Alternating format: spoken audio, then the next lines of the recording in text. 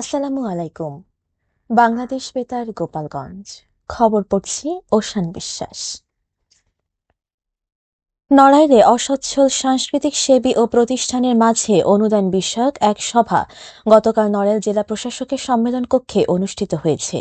নড়াইল জেলা প্রশাসনের আয়োজনে সভায় জেলার অসচ্ছল সাংস্কৃতিক সেবী ও প্রতিষ্ঠানের আবেদনপ্রাপ্তদের মধ্য থেকে সাংস্কৃতিক মন্ত্রণালয়ের নির্দেশনা অনুযায়ী যাচাই বাছাই করে ২০ জন সাংস্কৃতিক কর্মী ও ২০টি প্রতিষ্ঠানকে এই অনুদান প্রদানের জন্য সিদ্ধান্ত গৃহীত হয়। জেলা প্রশাসক ড মোহাম্মদ আব্দুল সালামের সভাপতিত্বে অতিরিক্ত জেলা প্রশাসক সার্বিক লিঙ্কন বিশ্বাস এবং জেলা কালচারাল অফিসার মোহাম্মদ রাকিবুল বারী সহ সংশ্লিষ্ট কমিটি ও বিভাগের কর্মকর্তাগণ এ সময় উপস্থিত ছিলেন। সাবেক প্রধানমন্ত্রী ও বিএনপির চেয়ারপারসন বেগম খালেদা জিয়া রুহের মাগফিরাত কামনায় মাদারীপুরের রাজৈর ও কালকিনি উপজেলায় পৃথক শোকসভা ও দোয়া মাহফিল অনুষ্ঠিত হয়েছে। গতকাল বিকেলে দৈনিক দিনকালের রাজৈর উপজেলা প্রতিনিধির উদ্যোগে রাজৈর মডেল প্রেসক্লাব কার্যালয়ে এ শোকসভার আয়োজন করা হয়। এতে প্রধান অতিথি হিসেবে উপস্থিত ছিলেন জেলা বিএনপির সদস্য সচিব ও মাদারীপুর ২ আসনের বিএনপির মনোনীত প্রার্থী আলহাজ জাহানদার আলী মিয়া। তিনি বলেন, বেগম খালেদা জিয়া ছিলেন গণতন্ত্র ও আপোষহীন নেতৃত্বের প্রতীক।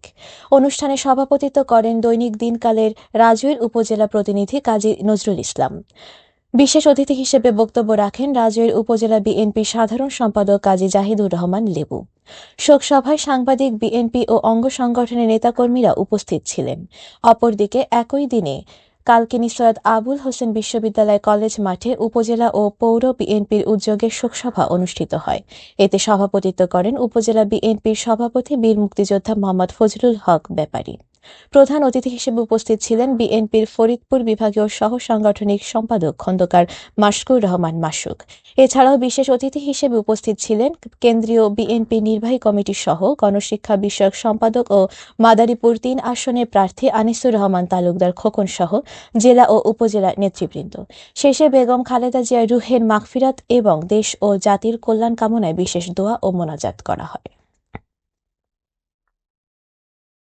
গোপালগঞ্জে টুঙ্গিপাড়ায় শিক্ষার্থীদের শিক্ষাবৃত্তি ও বিদ্যালয়ের পোশাক বিতরণ করা হয়েছে। গতকাল দুপুরে উপজেলার ডুমুরিয়া ইউনিয়নের বেগম ফাতেমা মাধ্যমিক বিদ্যালয় প্রাঙ্গণে সাইফুল হক ও জেবুন্নেসা হকের পৃষ্ঠপোষকতায় হক ফাউন্ডেশনের পক্ষ থেকে ওই বিদ্যালয়ের ২৫ জন মেধাবী ছাত্রীকে ৩,৬০০ টাকা করে বার্ষিক শিক্ষাবৃত্তি ও ১৫০ জন ছাত্রীকে বিদ্যালয়ের পোশাক বিতরণ করা হয়।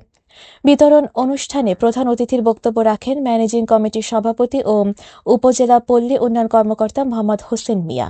স্থানীয় মুরব্বী টিজি মোস্তফার সভাপতিত্বে অন্যান্যের মধ্যে বক্তব্য রাখেন হক পরিবারের সদস্য এস.এম. মফিজুল হক মিন্টু ও বেগম ফাতেমা মাধ্যমিক বিদ্যালয়ের প্রধান শিক্ষক অকুল চন্দ্র মণ্ডল সহ আরও অনেকে।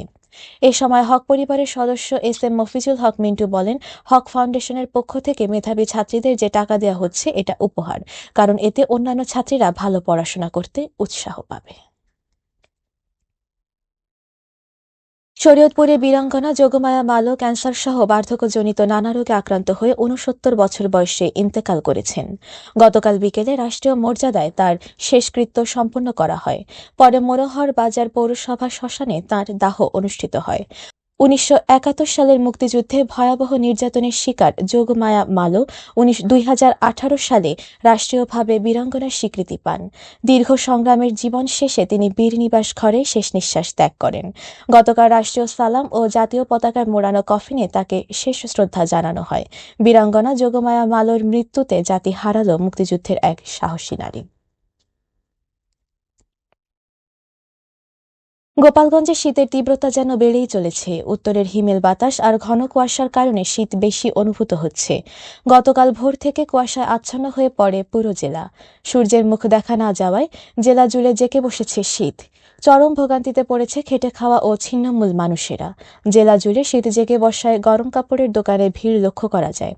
গোপালগঞ্জ আবহাওয়া অফিসের ভারপ্রাপ্ত কর্মকর্তা আবু সুফিয়ান জানান, গতকাল জেলায় সর্বনিম্ন তাপমাত্রা রেকর্ড করা হয়েছে ১০.৬ ডিগ্রি সেলসিয়াস এবং বাতাসে আর্দ্রতা ছিল ৯৫%।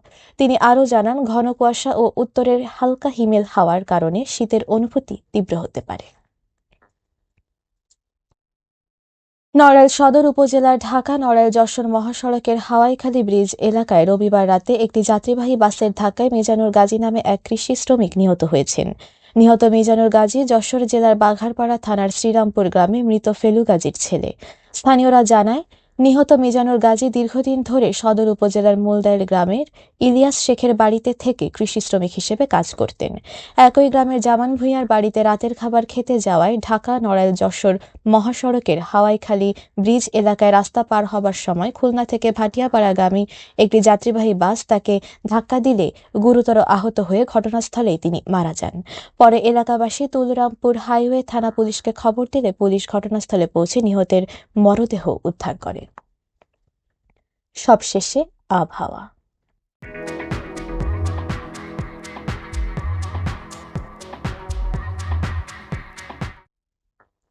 আজ বেলা 1টা পর্যন্ত দেশের অভ্যন্তরীণ নদীবন্দর সমূহের জন্য আবহাওয়ার পূর্বাভাসে বলা হয়েছে, ভোর 5টা থেকে পরবর্তী 4 থেকে 6 ঘন্টার মধ্যে দেশের নদী অববাহিকায় মাঝারি থেকে ঘন কুয়াশার কারণে দৃষ্টিসীমা 100 মিটার বা কোথাও কোথাও এর চেয়ে কম হতে পারে। এসব এলাকার নৌযান সমূহকে সাবধানে চলাচল করতে বলা হয়েছে, তবে কোনো সংকেত দেখাতে হবে না। খবর শেষ হলো। আমাদের পরবর্তী খবর প্রচারিত হবে সকাল 10টা বেজে 30 মিনিটে বাংলায়।